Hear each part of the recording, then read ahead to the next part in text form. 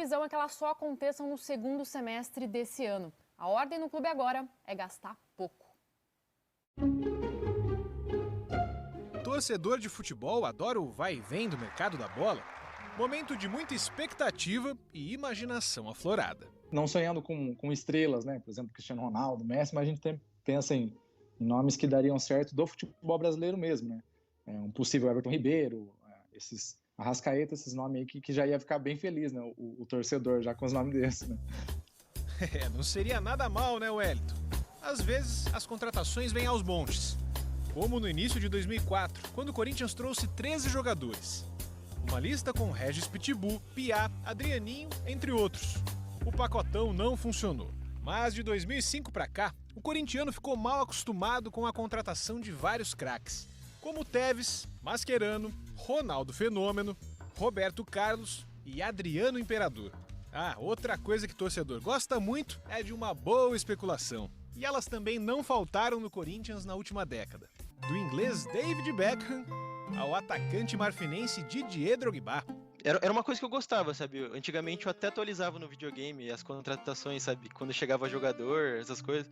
Mas agora é uma coisa que não me interessa mais, porque é notícia ruim atrás de notícia ruim.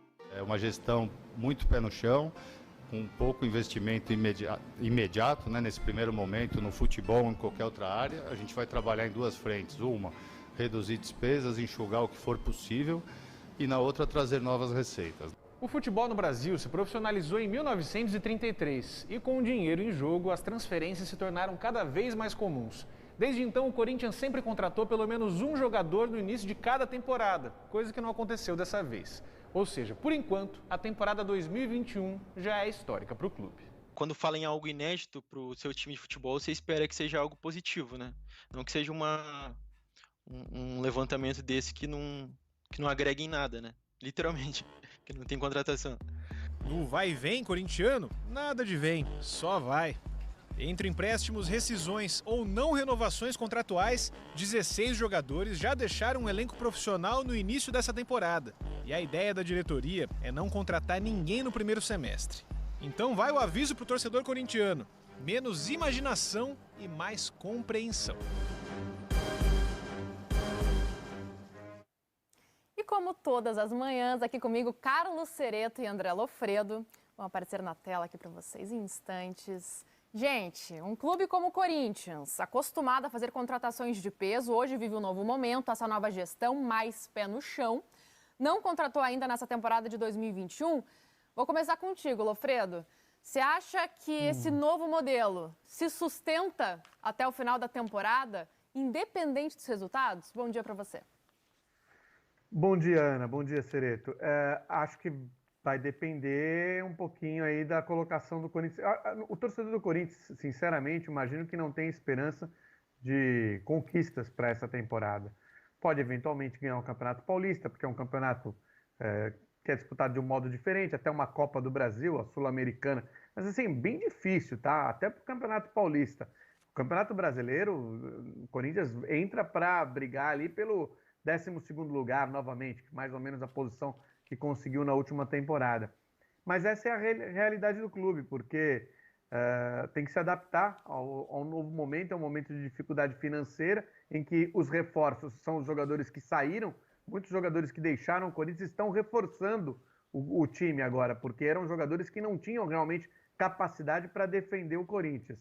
E também, se for para conseguir um pacotão igual aquele lá que foi exemplificado com Piá, Regis Pitbull, é melhor não ter, porque isso aí é só despesa, né? Então, eu não sei quanto vai ser a paciência do torcedor, mas eu acho que vai ter que ter muita paciência, vai ter que ter muito entendimento, que a realidade é bem diferente do que foi nos últimos 10 anos, quando o Corinthians fazia boas contratações, não só contratações de grandes nomes, contratava jogadores ali no mercado que se desenvolviam bem dentro da maneira de jogar do Corinthians. Então, não vai ser desse modo. E a categoria de base, sinceramente, alguns jogadores serão lançados aí, mas eu não vejo também nada com grande potencial para que o torcedor olhe e fale assim, nossa, esse garoto vai resolver o problema do Corinthians. E Cereto, é um momento também de reavaliações, né? Os jogadores sendo reavaliados, 16 jogadores já deixaram essa equipe do Corinthians, e o Corinthians também está repensando, não sabe se vai renovar com 3 jogadores, o Otero, o Casares e o Gemerson. O contrato dos 3 encerra agora na metade do ano, no dia 30 de junho. Inclusive o Casares, né, o próprio Mancini disse que ele está um pouquinho acima do peso, não vem sendo titular.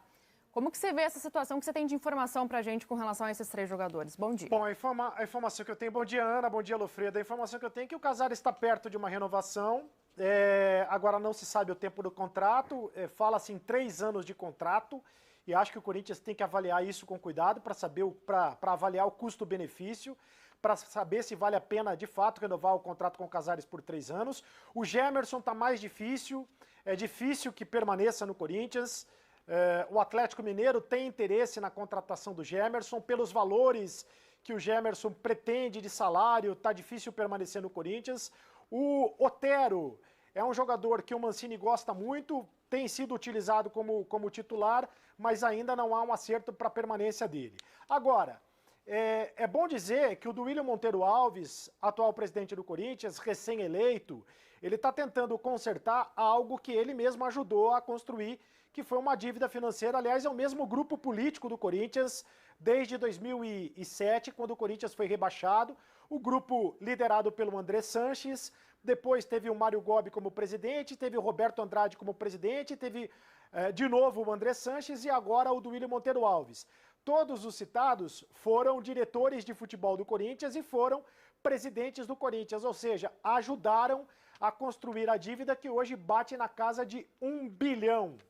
1 bilhão de reais, fora a dívida da Arena.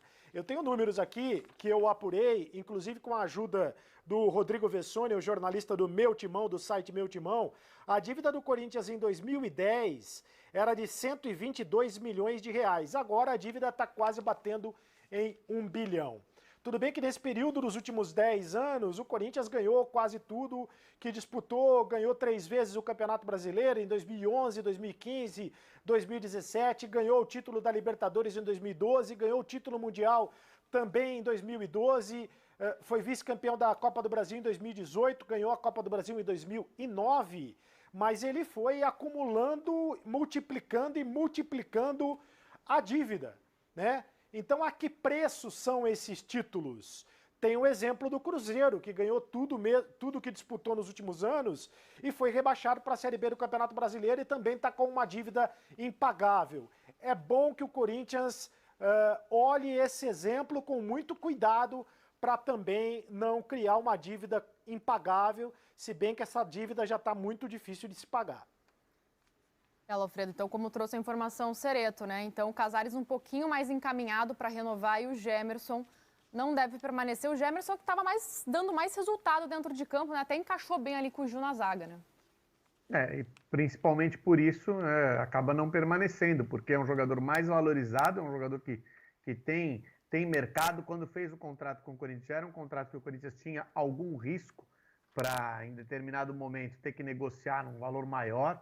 Então, ele estava aí mais exposto ao mercado e provavelmente não fica. É um jogador que realmente tem altíssimo nível. A defesa do Corinthians, no geral, tem um nível muito bom. E acho que o Corinthians, de repente, pode ter o Bruno Mendes aí nesse setor.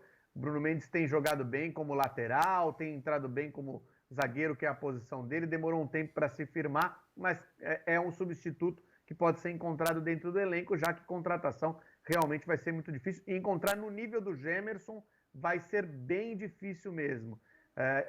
Mas não acho que seja o principal problema do Corinthians. Se o Corinthians tivesse condição de buscar reforços, teria que buscar para acrescentar qualidade do meio para frente, para ter um time com mais potencial de criação de jogadas e de finalização. Acho que no setor defensivo o Corinthians consegue se virar bem. Até o Mancini disse que o ideal seria contratar 4 ou 5 jogadores, mas por enquanto sem contratações no Corinthians. Bom, gente, o Santos... Então, fiel, essas são as notícias desse vídeo. Fiquem ligados, pois estaremos postando novidades. Então se inscrevam no canal para não perder nada. Obrigado a todos, e vai Corinthians!